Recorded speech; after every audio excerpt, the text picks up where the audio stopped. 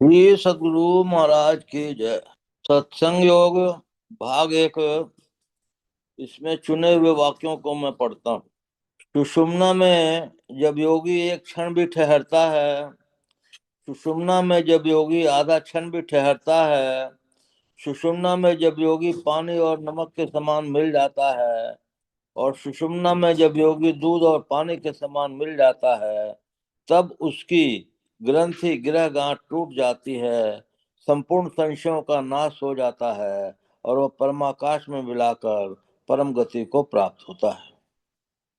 हजारों अश्वमेघ यज्ञ और सैकड़ों वाजपेयी यज्ञ सुषुम्ना ध्यान योग का 16वां भाग भी नहीं है। आकाश रूपी कमल में और ललाट के अग्र भाग में माया शक्ति विराजमान है।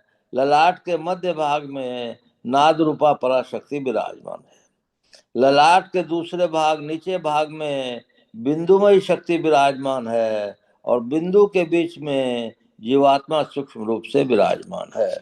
श्री सद्गुरु महाराज की जय। गुरु महर्षि संतसेवी परमहंस जी महाराज जी की वाणी।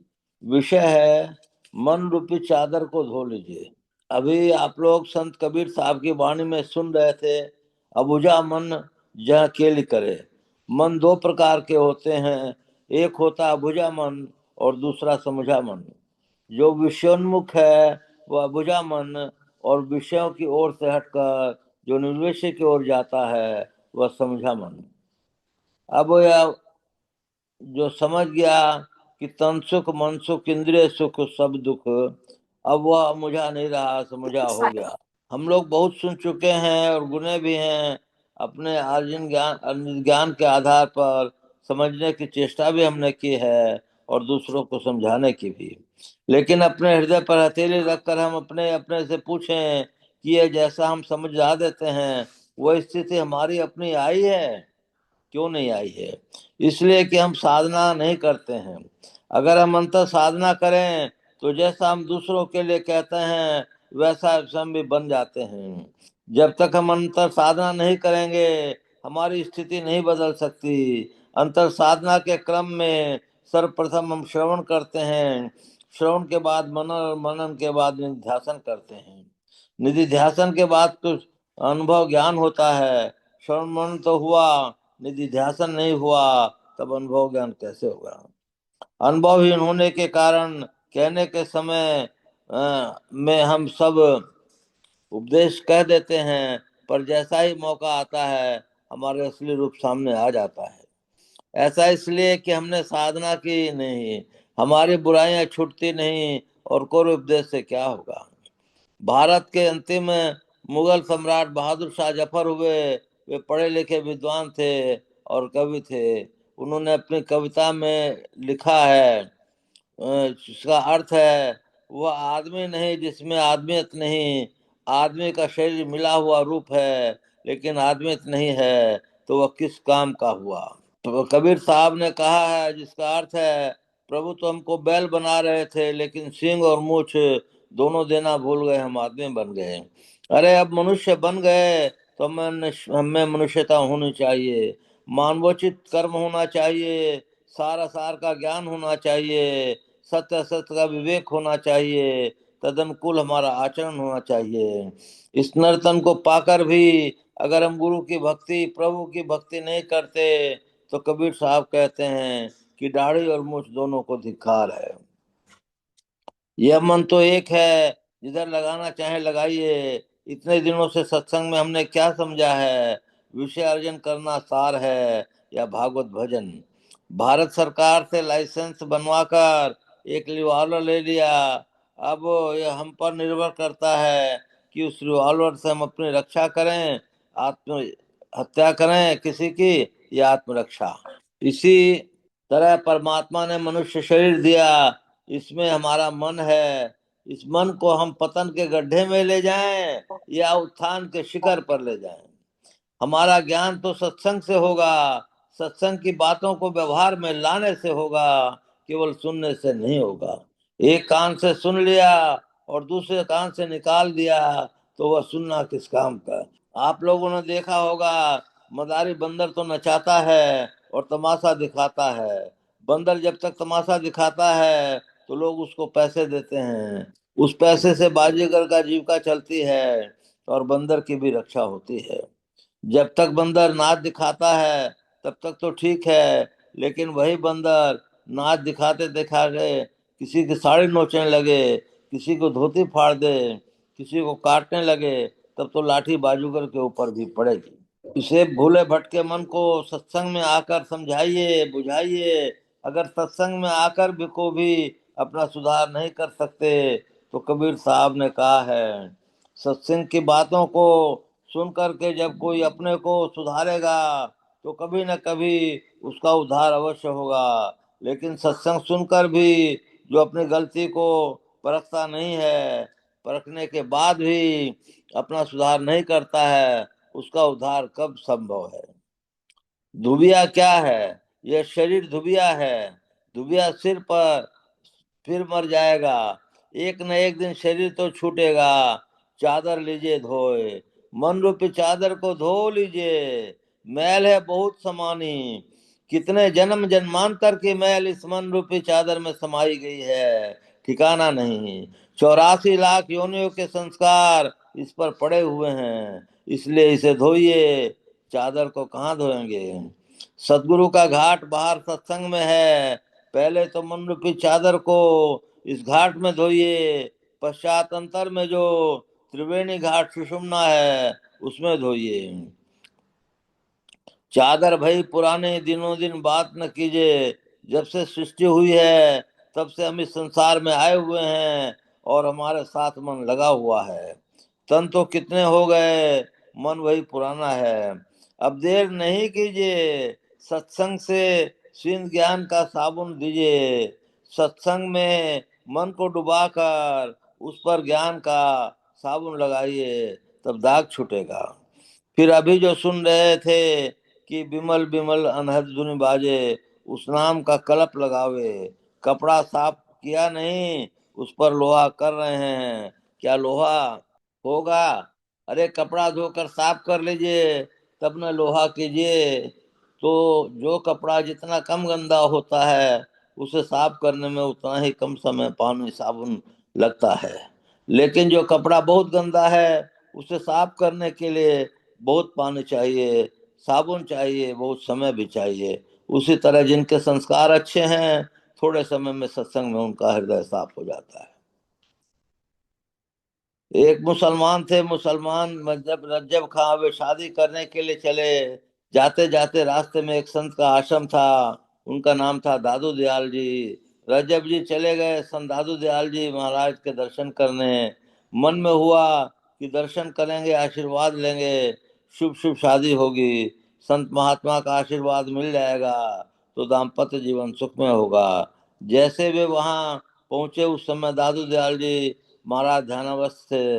रजब जी के साथ में बारात सजी हुई थी, प्रतीक्षा में बैठ गए कि जब ध्यान से उठेंगे तब दर्शन करेंगे, प्रणाम करेंगे। उधर बारात उकता रही थी और ये निश्चिंत होकर बैठे थे। जब संत दादू दयाल जी महाराज जी ध्यान से उठे तो जाकर प्रणाम किया। शादी करने के लिए जा रहे थे, शादी के पोशाक पहने थे, सजे धजे हुए थे, सिर पर मोर पहने हुए थे। देखते ही संत दादू दयाल जी ने कहा, रज्जब ते गज्जब किया, सिर पर बांधा मोर, आए थे हरि भजन को, चले नरक की ओर। देखिए संस्कार क्या होता है, बस इसी बात से वे वहीं रह गए, शादी करने नहीं गए। सिर पर का मोर पहने हुए कपड़े सभी उन्होंने भाई को दे दिया और कहा, जाओ लड़की वालों को दुखी न हो जाए, जाकर तुम्हें शादी कर लो। वे वहीं रहने लगे और गुरु की सेवा में जीवन व्यतीत कर दिया। वे भी आए, आगे चलकर एक बहुत बड़े महात्मा हुए। संस्कार यह होता है, जो दियासलाई भीगी हुई होती है उसमें काठी घिसते घिसते काठी टूट जाएगी लेकिन वह जलनेगी नहीं। लेकिन जो सूखी दियासलाई होती है वो एक बार घिसने से काठी भक से जल उठती है। उसी तरह जो संस्कारहीन मन है, उपदेश देते रहिए, उस पर वह असर नहीं पड़ेगा। और जो संस्कार वाला मन है, उपदेश सुनकर तुरंत रज्जब बीज के समान विषय त्याग कर निर्मल हो जाता है। चरणदास जी महाराज की शिष्या सहजोबाई भी वैसी ही थी। सहजोबाई की शादी हो गई थी, अब ससुराल जाने की तैयारी हो रही थी, बाल संवारे जा रहे थे, कपड़े पहनाए जा रहे थे, सखी सहेली सब मिलकर उसे सजा रही थी। संजोग से चरणदास जी महाराज वहां पहुंच गए। उन्होंने सहजी बाई को सस्ते संवरते देखा तो कहा है, चलना है रहना नहीं, चलना विश्वासीस, सहजो तनिक सुहाग पे कहाँ चढ़ावे शीस। इतना कहना था कि उसने सजावट के सभी सामान उतार दिए और ससुराल जाने का विचार भी छोड़ दिया। साधना करके परम भक्ति बन गई। यह सब उच्च संस्कार का फल है। हम भी अपने संस्कार को बनाएंगे तो बनेगा, बन करके नहीं आता है। कितने जन्मों के संस्कार थे, तभी एक काठी घिसने से अर्थात एक बार के सत्संग से उसका कल्याण हो गया। हम लोग सत्संग में आवे, बहुत अच्छी बात है। सत्संग के ज्ञान को सुने, बहुत अच्छी बात है। श्रवण के बाद मनन करें, मनन के बाद निधिध्यासन करें, तब अनुभव ज्ञान होगा और तभी परम कल्याण होगा। श्री सद्गुरु महाराज की जय। महर्षि संत सेवी परमंज महाराज की वाणी। महर्षि संत सेवी प्रवचन पीयूष से। विषय है, मनुष्य का शरीर पाना दुर्लभ है। ध्यान दीजिएगा बातों को। उपस्थित सज्जन वृंद तथा देवियों, भगवान बुद्ध ने कहा है मनुष्य का शरीर पाना दुर्लभ है। मनुष्य शरीर पाकर भी उसको रहना कठिन है। जीवित रहकर भी सद्धर्म श्रवण कठिन है, और श्रवण करने पर भी उसका पालन और भी कठिन है। यह वर्णन धम्मपद नामक पुस्तक में है। जिस प्रकार गीता महामात्र ग्रंथ का एक छोटा सा है किंतु अत्यंत तेजस्वी अंत है, उसी प्रकार त्रिपिटक ग्रंथ का एक अंश धम्मपद है। श्री रामकृष्ण परमहंस जी ने कहा है, अपने को मारने के लिए एक छोटी सी आलपिन होती है, परंतु दूसरे को मारने के लिए तलवार और ढाल की जरूरत पड़ती है। उसी तरह अपने को समझाना आसान है, परंतु दूसरों को समझाने के लिए बहुत शास्त्र और सदग्रंथों के प्रमाण की जरूरत पड़ती है। अगर हम गोस्वामी तुलसीदास जी महाराज वाणी कहते हैं तो वही बातें पाते हैं। सुनिए गुनिए समझे समझाइए, दशा हृदय नहीं आवे, यही अनुभव बिनु मोह जनित, भव वारुण विपत्ति सतावे। धर्म का सुनना कठिन है, समझना और कठिन है, तथा समझाना और भी कठिन है। और यदि सुन समझ कर अन्यों को समझ भी दिया जाए तो उसका आचरण करना सबसे विशेष कठिन है। और आचरण बनाए बिना उसका प्रभाव नहीं पड़ता, परिणाम स्वरूप वह वक्ता बक्ता ही रह जाता है। एक बार एक राजा ने अपने मंत्री से पूछा, मंत्री जी, क्या कारण है कि भगवान बुद्ध, संत कबीर, गुरु नानक आदि महात्माओं का जितना प्रभाव लोगों पर पड़ता है, आज के महात्माओं का प्रभाव उतना नहीं पड़ता?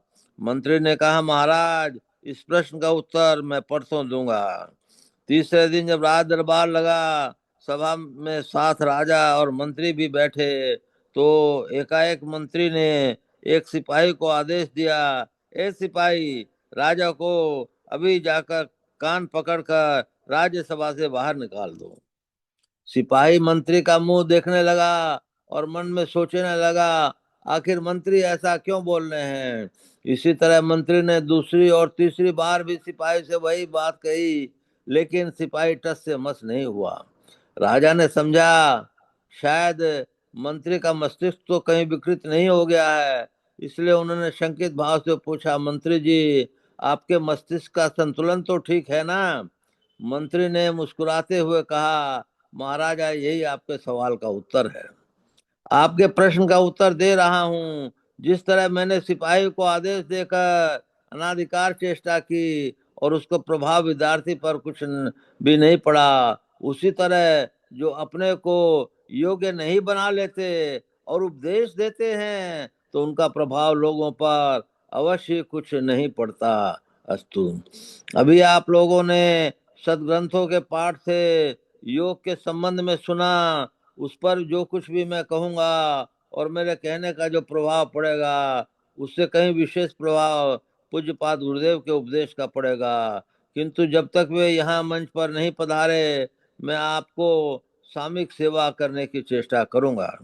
योग के संबंध में आप पूर्व भी सुन चुके हैं, संप्रति के केवल आप लोगों को स्मरण दिलाऊंगा। भगवान बुद्ध ने कहा है, स्मरण के लिए नहीं, दोहराना धब्बा है। अतः कभी कभी स्मरण दिलाना भी आवश्यक होता है, और वो बड़ा कामगार भी होता है। हनुमान जी अपने बल को भूल गए थे, उनको बल की याद दिलाई गई और कहा गया, राम काज हित तब अवतारा। सुनने भर की देर थी, क्या हुआ, सुनई भवो पर्वताकारा। फिर वो पवन तने बल सवन हमारा की स्मृति हो गई, और एक ही छलांग में वे सागर पार लंका पर चढ़ गए। जितने जन योग के नाम से घबराते हैं, आतंकित होते हैं, वे समझते हैं योग साधु सन्यासी गृहस्थाश्रम के लिए है, गृहस्थों के लिए नहीं। संत महात्मागण कहते हैं, योग को समझो, योग किसे कहते हैं। योग का अर्थ है जोड़ना, और चित्तवृत्ति को ईश्वर से में लगाओ, जोड़ो, यही योग है। परमार्थिक जीवन के लिए तो कहना ही क्या, हमारा जागतिक जीवन भी योग के बिना सार शून्य है। विचारे, यदि हमारा मनोयोग पत्नी पुत्र पति प्रतिष्ठा अथवा पैसे में है, तो इसमें से किसी का भी योग हमारे लिए कैसे होगा सुखदायक या दुखदायक। एक सज्जन का अपने पत्नी से मन में इतना जुड़ा हुआ था कि उनसे विलग होना उसके लिए असह्य होता था। अतः वे कभी उनका साथ छोड़ना नहीं चाहते थे। विधि का विधान ही कुछ और है, कौन जानता है कल क्या होने वाला है। पत्नी बीमार हुई, बीमारी बढ़ी और एकाएक वो इस दुनिया से चल बसी। अब तो उनके लिए ऐसा हुआ जैसे विपत्ति का पहाड़ ही उनके ऊपर टूट गया। सतत चिंता मग्न रहने लगे। आंख खोलने तो कहते, देखो मेरी पत्नी कमरे में घुस घुस रही है, कभी कहते देखो पेड़ पर चढ़ रही है आदि। और तो और मर्यादा पुरुषोत्तम भगवान श्री राम जब इस जगती तल पर नर रूप में अवतीर्ण हुए, तो उन्होंने नर लीला में पत्नी वियोग का नग्न नृत्य दिखलाया। वे विरही हो वन वन भटकते हुए, व्याकुल एवं धीर हो धैर्य खोकर पशु पक्षियों से पूछते हैं, हे खग मृग है मधुकर बनी, तुम देखो सीता मृग नयनी। खैर, मेरे कहने का आशय यह है कि हम योग का पसंद करते हैं, वियोग को नहीं। योग जीवन है और वियोग मृत्यु है। इसका प्रत्यक्ष प्रमाण है कि शरीर में जब तक प्राण योग है, तब तक यह जीवित रहता है। वियोग होते ही वह मृतक हो जाता है। योग मानव को निरोग बनाता है, और वियोग नाना रोग उत्पन्न होते हैं। जब तक परमात्मा से जीवात्मा का वियोग है, तब तक यह भाव के नाना रोगों से आक्रांत है। जब जीवात्मा का परमात्मा से योग हो जाए, तो वह सारी रोगों से मुक्त हो जाए, वो परमात्मा परम शांत पद को प्राप्त कर ले। जब तक इससे बिछुड़न है, तब तक दुख है, कलेश है, विषद है। इससे मिलने होते हुए भी सभी दुख विपद और क्लेश निषेध होते हैं। लोग योग का नाम सुनकर नाक भौं सिकोड़ते हैं। उनको ऐसा लगता है जैसे योग हिंस्र वस्तु हो। लोग योग को भयानक समझते हैं, किंतु बात वस्तुतः वैसे नहीं। योग दो प्रकार के होते हैं, एक हठ योग और दूसरा राजयोग। अवश्य ही हठ योग सबके लिए साध्य नहीं है, दुसाध्य है, किंतु राजयोग सर्वसाधारण के लिए सरल और सुसाध्य है। इसके सभी समान अधिकारी हैं, चाहे वो गृहस्थ हों या विरक्त। आप जानते हैं कि भगवान श्री कृष्ण के पार्थ अर्जुन को श्रीमद् भगवत गीता का उपदेश दिया, जिसके 18 अध्याय हैं, और वे अष्टदास योग के नाम से अभिहित किए जाते हैं। भगवान श्री कृष्ण महायोगेश्वरी हरि थे और सदगृहस्थ थे, तथा अर्जुन भी गृहस्थ थे, न कि गृह त्यागी सन्यासी। गीता के 6 अध्याय में भगवान श्री कृष्ण ने ध्यान योग का उपदेश अर्जुन को दिया है। शरीर, गर्दन और मस्तक को सम करके अचल और स्थिर होए पश्चात किसी दिशा का अवलोकन नहीं करके नासिका के आगे देखें। गीता में प्रमुख नासाग्र, नासिकाग्र, ध्रुव और मध्य, प्रकृति के बीच प्रभुति शब्दों के संबंध में विभिन्न प्रकार के भ्रामक विचार फैले हुए हैं। कोई नासिका के ऊपर भाग का संकेत देते हैं, तो कोई नीचे की ओर संकेत करते हैं, और कोई दोनों भावों के बीच का स्थान बताते हैं। किंतु ऐसा प्रतीत होता है कि सभी भूल भुलैया में भूले हुए हैं। कारण विवेका जीवन विचार सकते हैं कि विवेकी जन विचार सकते हैं कि जब भगवान का वचन है कि दिश संचार अर्थात दिशाओं को नहीं देखते हुए नासिका के आगे अवलोकन करें, तब क्या होगा? दिशाओं को नहीं देखने के लिए आंखों को बंद करना होगा तथा आंख खुली रहेंगी। उन्मिलित नेत्रों से दिशा अवश्य देखी जाएगी। अतएव मिली निमोलित नेत्र का आदेश भगवान का है, वह सरलता पूर्वक समझा जाता है।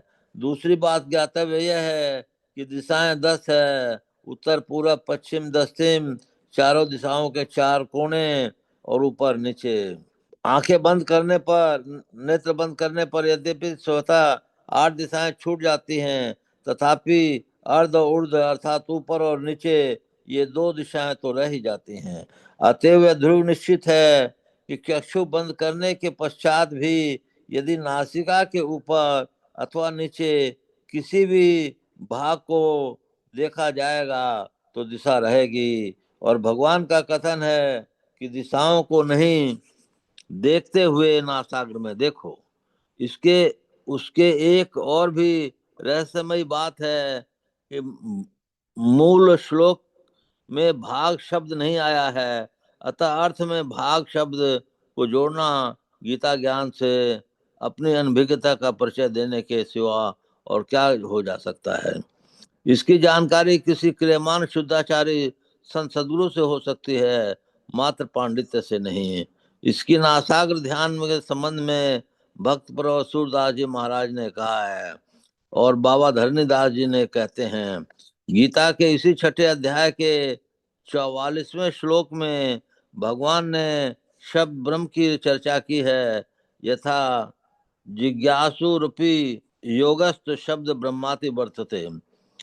योग शिखोपनिषद में शब्द ब्रह्म की परिभाषा इस भांति है, अक्षरो परम नादो शब्दोते कथ्यते, अर्थात अनाशी परम नाद को शब्द ब्रह्म कहते हैं। नासिकाग्र ध्यान की क्रिया को दृष्टि योग और शब्द की उपासना को सूरज शब्द योग कहते हैं, किंतु ये उभय परवर्ती योग है। इसको पूर्ववर्ती क्रिया को मानस योग कहते हैं। इस प्रकार मानस योग, मानस जप, मानस ध्यान, दृष्टि योग, सूरज शब्द योग श्रीमद् भगवत गीता के 2वें अध्याय में भगवान श्री कृष्ण अमोघ वाक्य है। अर्थात इस योग के आरंभ का नाश नहीं होता, उल्टा परिणाम नहीं मिलता। धर्म का थोड़ा सा अभ्यास भी महाभय से बचाता है। इस सरल योग साधना को दीक्षा सद्गुरु से प्राप्त करनी चाहिए और नित्य नियमित रूप से अभ्यास कर अपने जीवन को कल्याण में बनाना चाहिए। श्री सद्गुरु महाराज की जय। बोले प्रेम से श्री सद्गुरु महाराज की जय। मंगल मूर्ति सतगुरु मिलवे सर्वाधार, मंगल में मंगल करण विनमो बारंबार। धन्य धन्य सदगुरु सुख दे, महिमा कही न जाय। जो कछु कहूँ तुमरी कृपा, मोते कछु न बसाय। पुनश्च सब धरती कागज करूं, लेखन सब बन राय। 7 समुद्र की मसी करूं, गुरु गुण लिखा न जाय। प्रेम से बोले श्री सद्गुरु महाराज की जय। अव्यक्त रूप से विराजमान संत सद्गुरु महाराज के श्री चरणों में कोटि कोटि नमन, कोटि कोटि नमन, कोटि कोटि नमन। अव्यक्त रूप से विराजमान संत सद्गुरु महर्षि संत सेवी परमहंस जी महाराज के श्री चरणों में कोटि कोटि नमन, कोटि कोटि नमन, कोटि कोटि नमन। उपस्थित अत्यंत भाग्यशाली सदात्माओं, आपको सहस्त्र सहस्त्र नमन, सहस्त्र सहस्त्र नमन, सहस्त्र सहस्त्र नमन। अभी हम लोगों ने सत्संग योग का इतना सुंदर पाठ सुना, सुषुम्ना ध्यान के बारे में, और आकाश रूपी कमल के अग्रभाग में, मध्य भाग में और नीचे भाग में बिंदुमय शक्ति विराजमान है, और बिंदु के बीच में जीवात्मा सूक्ष्म रूप से विराजमान है। फिर हम लोगों ने संत सद्गुरु महर्षि संत सेवी परम जी महाराज का पाठ सुना। संत सद्गुरु महाराज का पाठ सुना, मन रूपी चादर को धो लीजिए। फिर हम लोगों ने संत सद्गुरु महर्षि में ही संत सेवी परम जी महाराज का पाठ सुना, मनुष्य का शरीर, मनुष्य का शरीर पाना दुर्लभ है। हम लोगों को इस विषय में थोड़ा सा विचार जरूर करना चाहिए। क्यों कि मनुष्य शरीर दुर्लभ है या सुलभ है, तो आप अपना उत्तर पाएंगे कि बहुत कठिन है, आसान नहीं है। अब इसमें एक चीज जरूर है कि गुरु महाराज ने इतनी रियायत दी है कि संतोष यादुका जी के डायरी में लिखा है, यदि मनुष्य, सत्संगी मनुष्य 2 समय भी स्तुति प्रार्थना और ध्यान मन से करते हैं तो उनको मनुष्य शरीर मिल जाएगा। लेकिन बहुत जगह ये भी लिखा हुआ है कि अंतिम गति सो मति, मतलब अंतिम गति में तो अंतिम समय में भी मन स्तुति प्रार्थना यदि याद रहेगी और वही निकलेगा तो मनुष्य शरीर पाना मन दुर्लभ नहीं है, कठिन नहीं है। हम लोगों के शरीर में 3 प्रकार के कर्म होते हैं, उसको कहने का समय नहीं है अभी, लेकिन हम लोग जानते हैं कि हम लोग जब से पृथ्वी बनी है, जब से संसार बना है, तब से हम लोग किसी न किसी योनि में हैं। अब आकर करके हम लोग मनुष्य योनि में आए हैं, तो कितने हम लोग सौभाग्यशाली हैं कि परम प्रभु सर्वेश्वर ने कितनी असीम अनुकंपा कर करके हमको मनुष्य शरीर दिया है। मनुष्य शरीर तो दिया ही दिया, उसके अलावा जो बहुत मुश्किल काम है, संत सद्गुरु हम लोग को मिल गए, और संत सद्गुरु ने दीक्षा शिक्षा दे कर करके हम लोग जो हैं को जो भाग्यवान है इस संत मत सत्संग में जुड़ रहे हैं, बड़ी अच्छी बात है। हम लोगों को अब करना क्या है? करना ये है कि पहले मन रूपी चादर को धो लीजिए, धो लीजिए, धो लीजिए। मन रूपी चादर को यदि नहीं धोएंगे तो हमारा कर्म मंडल नाश को प्राप्त नहीं हो सकता। कर्म मंडल जब तक नाश को प्राप्त नहीं होता, हम आगे नहीं बढ़ेंगे। हम लोगों को आगे बढ़ने के लिए मन रूपी चादर को धोना पड़ेगा। झूठ, चोरी, नशा, हिंसा, व्यभिचार, इन 5 पापों को खत्म करना पड़ेगा। और जितने अंश में हम लोग ध्यान योग करेंगे उतने अंश में हमारी मन रूपी चादर धोती जाएगी। ये अलग बात है कि किसी चादर मतलब किसी शरीर में मैल ज्यादा है, किसी में बहुत ज्यादा है, किसी में बहुत कम है। तदनुकूल ध्यान में किसी को समय ज्यादा लगता है, किसी को कमती और किसी को बहुत कम। परंतु हम लोग को मन रूपी चादर को तो धोना ही पड़ेगा। मन रूपी चादर धोते ही धीरे धीरे काम, क्रोध, मद, लोभ, मात्सर्य, इन अवगुणों की उसमें कमी होती जाएगी। जितनी मात्रा में कमी होगी उतना ही हृदय शुद्ध होता चला जाएगा, और उतना ही ध्यान में हम लोग को प्रेरणा मिलेगी, और ध्यान में बैठने का मतलब साधन में हम लोग को सफलता की सीढ़ी मिल सकती है। अभी मोक्ष के द्वार पे 4 द्वारपाल रहते हैं, शम, विचार, संतोष और साधु संग।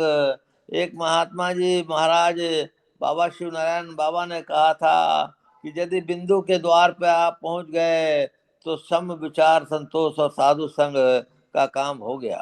बिंदु के द्वार पे पहुंचना बहुत आसान नहीं है, परंतु गुरु की कृपा हो तो कुछ भी दुर्लभ नहीं है।